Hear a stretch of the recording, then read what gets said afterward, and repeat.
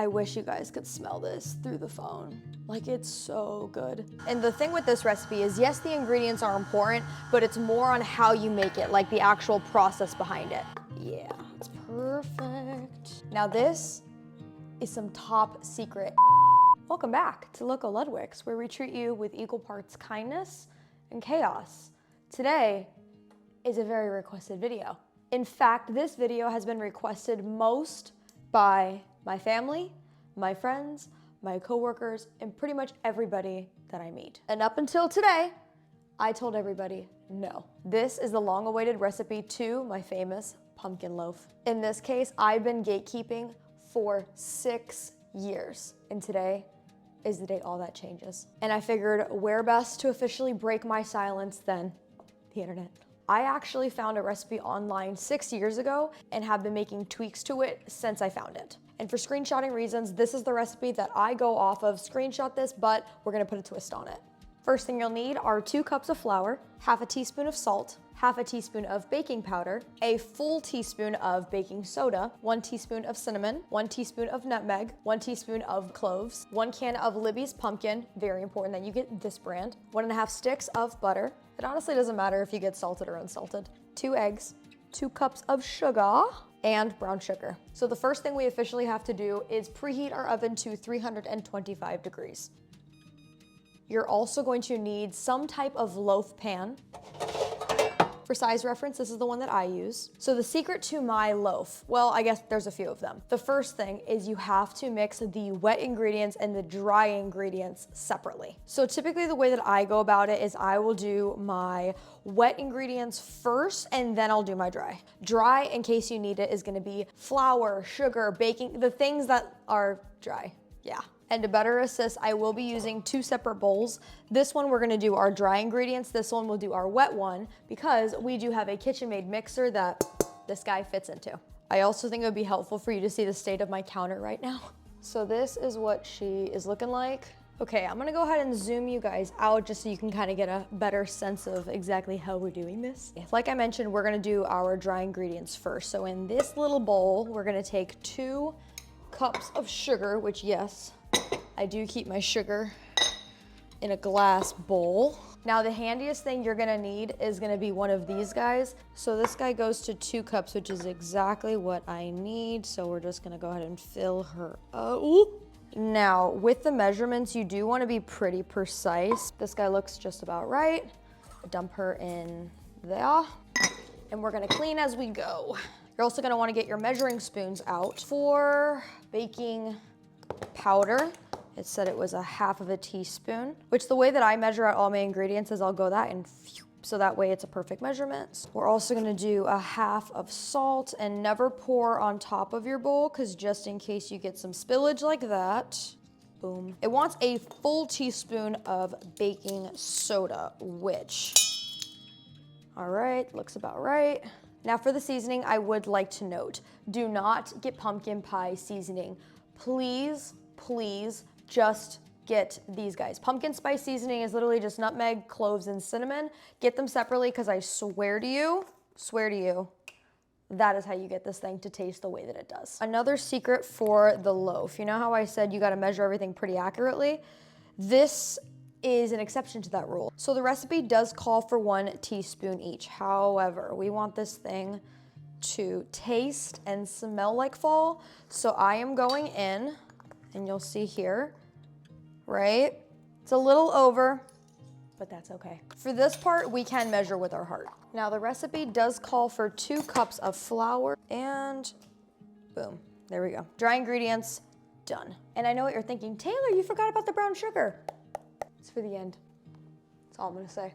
But what we're gonna do now, we wanna go ahead and mix our dry ingredients because we are gonna add it slowly but surely to our wet. So in case you guys are following along at home, this is what your mixture should look like. It looks pretty white. It's not gonna have any distinct color yet. That's why we do the wet ingredients next. Now for wet ingredients, we have this bowl right here. Now I'm gonna be honest with you guys. I did not let my butter thaw out before I started this video. So what we're gonna do is we're gonna cheat a little bit and we are gonna unwrap the butter and we're going to toss it in our little measuring cup. And the reason we do that is I'm just gonna nuke it. I'm gonna nuke it for only about 30 seconds, maybe 45. And the reason we don't do longer than that is because we do not want this butter to be melted. We want it to be softened. That is gonna help this blend up easier. Alrighty. And always beat the timer. Perfectly softened, and yes, there's a little bit of butter that's melted, but that is just going to blend beautifully. Now, the next thing we need are obviously going to be our pumpkin puree. Now, I'm lazy. I don't feel like taking out my can opener. I have one of these guys, which is like 10, 20 bucks. You can literally buy it anywhere. And it is the best invention known to man. Pumpkin puree going in 3, 2. Oh, hello? She wants to be stubborn today. That's fine. There are a lot of people that when they try my loaf, they're fully convinced that I buy a pumpkin and do the puree. I have never done that. That is way too much work. This right here is the best pumpkin puree. Now, recipe calls for 2 eggs, so we're gonna go ahead and do that. Let's see, can I be cool and just do 1? Oh no. So what ingredient-wise, we are done. So now we're gonna take this puppy and we are gonna bring it over. We're going on an adventure. Hi, hello. So we are gonna take our fancy little KitchenAid mix maker. I call it a mix maker. That's not what it's called, but that's what I call it. One of the other important parts of this recipe is you don't wanna over mix the wet ingredients. You really wanna be able to start folding things in, which by the way, what the heck? We have our dry ingredients. Now I'm sure you're wondering, Taylor, why did we need to mix them separately? It's because this keeps the texture and it keeps the fluffy and the moistness that you guys are gonna see. So, new angle. I am going to slowly start folding my dry ingredients with my wet. And it's important that you do this little by little because you don't wanna overwhelm the wet ingredients. And so we have to let it kind of stir a little bit. And then when you see it's coming together, and do a little bit more. And the thing with this recipe is, yes, the ingredients are important, but it's more on how you make it, like the actual process behind it. Because this you have to be patient with, you cannot rush this part. I'm gonna go ahead and do just a couple more of these. Okay, now that that is all done, this is the exact consistency that we want to see, okay? So we're just gonna go ahead and shake her off and take it over here. Welcome back. So this right here is our little pumpkin mixture. There's a lot of it. I wish you guys could smell this through the phone. Like, it's so good. It smells like fall. Now, I'm sure some people are gonna be surprised. For our loaf pans, you need to grease them. A lot of people say you should use lard, you should use the butter. We use Pam in this house. The most important thing is you do get every little crevice covered because eventually you obviously need to remove the loaf from it, and if you don't grease it, little bits and pieces are gonna be stuck and it's not gonna look as pretty. We are going to start to pour this guy into our molds, and you did notice that I have 2 of them that are greased. And the reason why is because you don't wanna overfill these, and so typically this recipe will make 2 medium-sized loaves. Okay, I brought you back a little bit because I want you to see just how much I am filling it up, because it's truly not a lot. I used to fall into the trap of overfilling it because this thing puffs up, and I've actually gotten in a couple squabbles with my loaf where I filled it to the absolute brim. It actually goes everywhere. So that is loaf numero uno. Loaf numero dos. Yeah, it's perfect. And then I kind of move it around because I want it to obviously be nice and even. Perfect. For those of you following along, this is what our pans look like. They're both pretty even, which is awesome. Now I'm sure you're wondering, Taylor, where is the brown sugar? On my loaf, I have realized that my favorite part of it is the top of mine always comes out crispy and it has almost like a crumble texture to it. Everyone and their mother always thinks that I make a crumble, like I straight up whisk sugar and butter. Now this is some top secret. Don't tell anyone. The crumble that I use on top of my loaf is just brown sugar. It is literally just brown sugar. I slather this thing in it, From the corners to the middle to the top, every square inch is coated. And this is going to bake and caramelize into the most crispy, delicious topping you will ever experience in your entire life. This is a secret. This is what y'all came for. This is what you came for. Now that we have our loaves, it's time to put them in the oven. We are preheated to 325 degrees, and of course the oven is ready. These are gonna take a while to bake.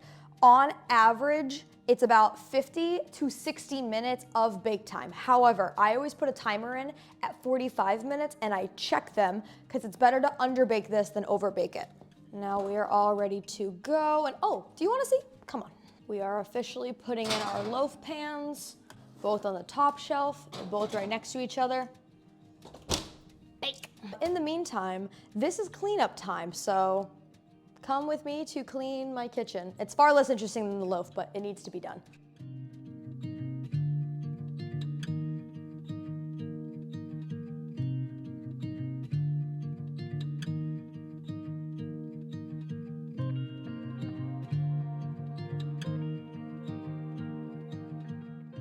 And just like that, it has been 45 minutes. So we're gonna go ahead and check on our loaves. So the way we're gonna check on these is we need to officially bring them out. So we need to take this knife and put it right on in the middle. So you'll see we're just gonna shove that right in there and we're gonna yank her out. Now, if there is stuff that's on it, that just means it's not fully cooked. So we need to go ahead and chuck these back in here. I think we still need a little bit more time on her. Let's go pull in, pull out. That one's done too. Look at that. We're gonna let these guys cool off and then we're gonna do the all-important taste test. Now, before my taste tester officially comes, this is what our loaf should be looking like. But most importantly, this is what it should sound like. And who better to assist me with a taste test more than me? Hey you! Hey yo! Hey you! Hey yo! How are you? I'm good. Do you know why you're here? I hear there's food and I'm tasting it. So this is what it officially looks like. So this is what it officially looks like. Do you want a spoon? There's no need. Okay. Ah! You heard it here first, folks. It's fluffy. It's like It's moist. it is. It's very moist. The brown sugar is what makes it. What would you rate it? 10 out of 10.